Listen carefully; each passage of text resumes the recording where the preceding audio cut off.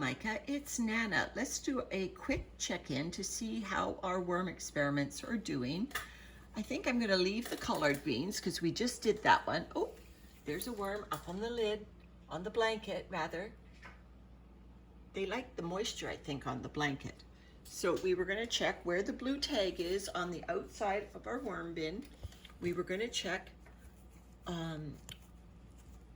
actually I don't think I'll check on the cotton thread. We were going to check on the papaya because worms really like sugar, and so I was curious whether they would have found it after just one day. So I'm turning it over. No worms on the papaya.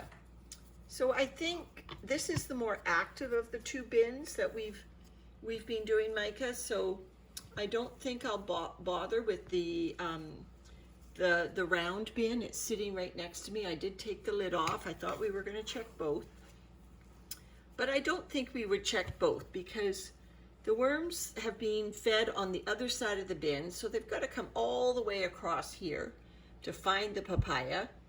And so I think we'll let it go another day or so because there's no sign of them at all.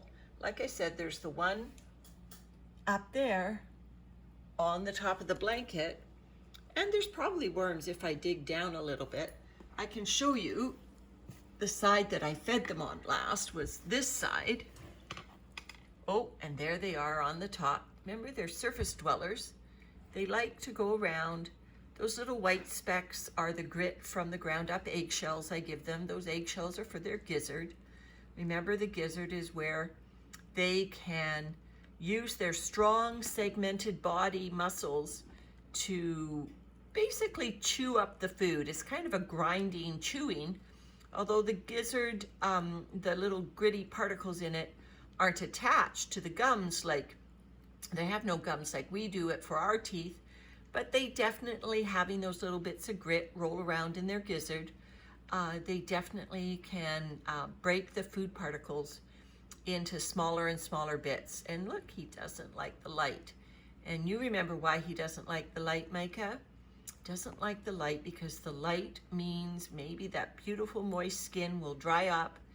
And remember, they need the moisture to breathe. There's another thing that the light signifies to a worm, and that is that if the worm was in an outside compost pile, there could be a bird coming looking for a meal, because the one thing that eats worms outside in the garden is birds. Okay, they're tucked in for night. Good night, Micah.